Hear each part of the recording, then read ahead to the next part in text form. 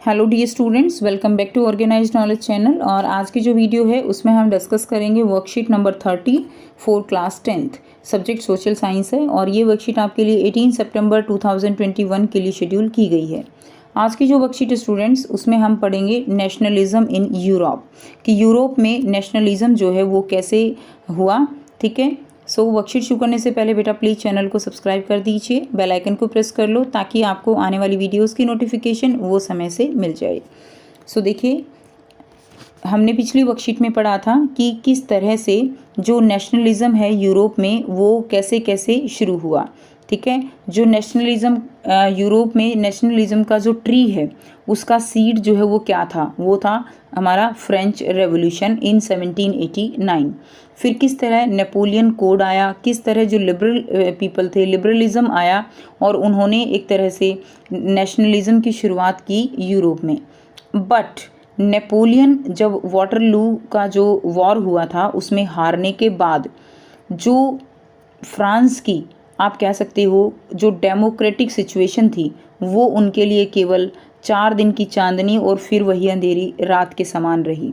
इसका क्या मतलब है? इसका मतलब है कि पहले फ्रांस में राजतंत्र था, मोनार्की सिस्टम था। उसके बाद फ्रेंच रेवोल्यूशन होती है और जो है मोनार्की सिस्टम ख़त्म होता है, डेमोक्रेटिक सिस्टम शुरू होता है। लेकिन नेपोलियन भी किसी मोनार्की से कम नहीं था, वो भी जो है एक तरह का मोनार्की ही उसने लागू किया हुआ था। लेकिन पूरी तरह से हुआ नेपोलियन वॉर के, जो नेपोलियन जो है जब वो हार गया वाटरलू के बाद, तब जो है एक तरह से दोबारा से फ्रांस में क्या आ गया, मोनार्की सिस्टम शुरू हो गया।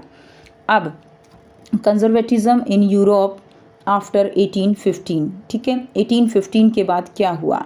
1815 यानी 1789 में फ्रेंच रेवोल्यूशन हुआ। 1799 से लेकर 1815 तक नेपोलियन जो है उसने राज किया। लगभग 10 साल बाद जो है वो आया था। अब 1815 में नेपोलियन वाटरलू के जो वॉर था उसमें हार गया। अब उसके बाद क्या होता है? Napoleon was defeated in 1815 and after this European government was driven by a spirit of conservatism. अब जो यूरोपियन गवर्नमेंट थी, ठीक है, इसके बाद जो यूरोपियन गवर्नमेंट थी वो एक बार फिर से जो कंजर्वेटिज्म है, कंजर्वेटिज्म मतलब जो पुराने तौर तरीके थे, जो रूढ़िवादी सिस्टम था, जो मोनार्की सिस्टम था, उसकी तरफ एक बार फिर से ये लोग बढ़ गए।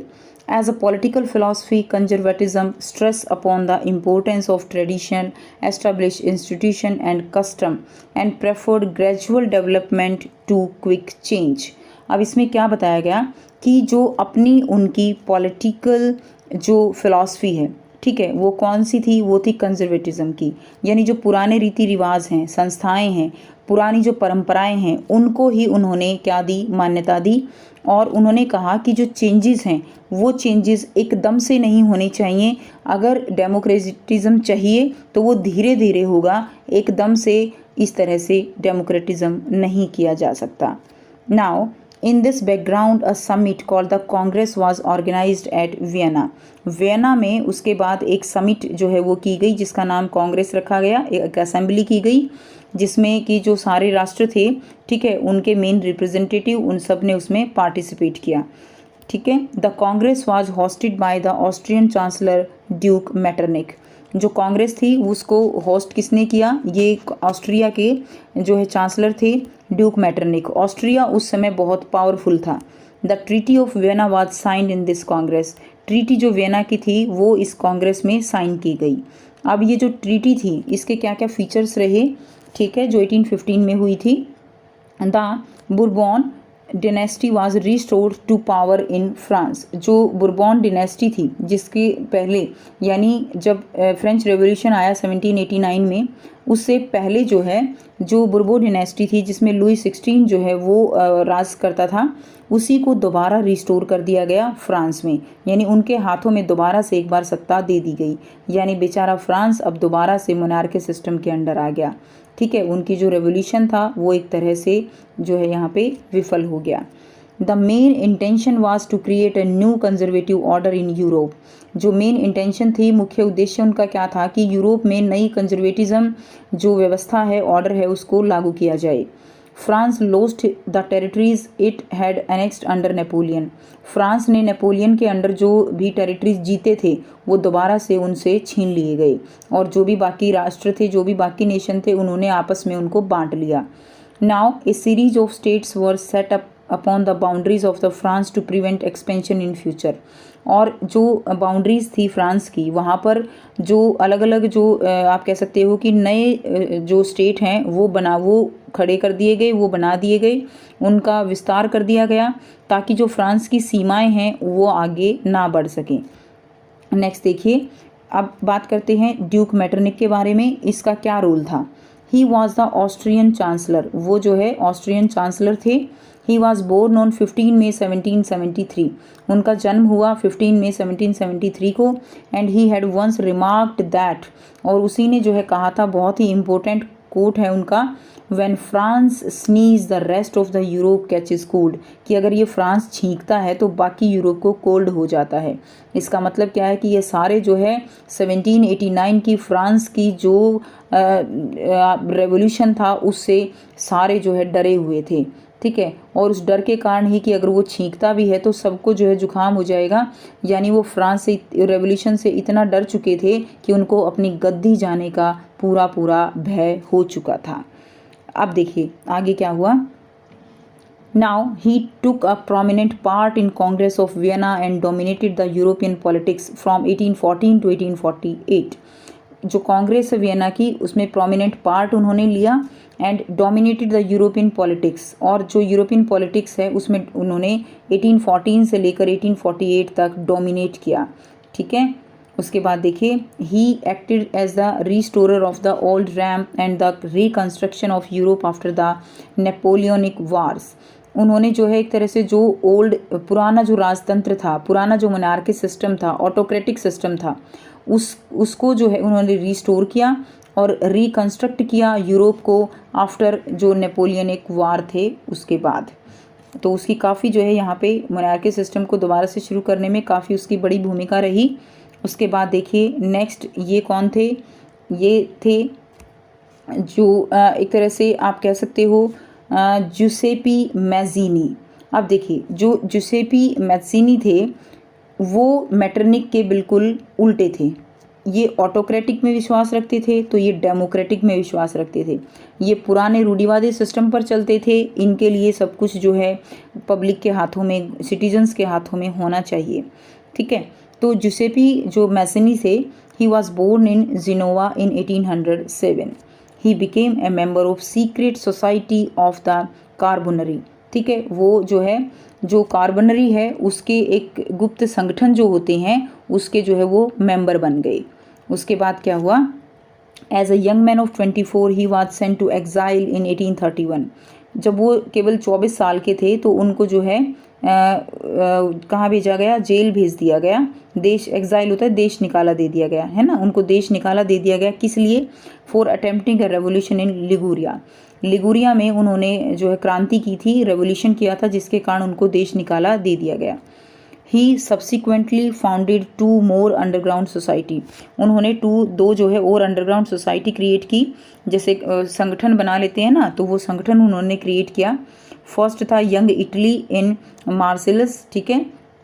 तो जो है मार्सेई में जो है उन्होंने यंग इटली के नाम से, और दूसरा था young Europe in burn, burn में यंग यूरोप के नाम से। Young Italy and young Europe के नाम से उन्होंने 2 संगठन तैयार किए। मैज़ीनी relentless opposition to monarchy and his vision of democratic republic threatened the conservatives। उनका जो विज़न था डेमोक्रेटिक रिपब्लिक का, जो वो मोनार्की के अपोजिट रहते थे हमेशा, इस चीज़ से जो आप कह सकते हो कि जो कंजर्वेटिव्स हैं उनके मन में एक तरह का डर जो है उन्होंने बिठा रखा था। Metternich describe him as the most dangerous enemy of our social order.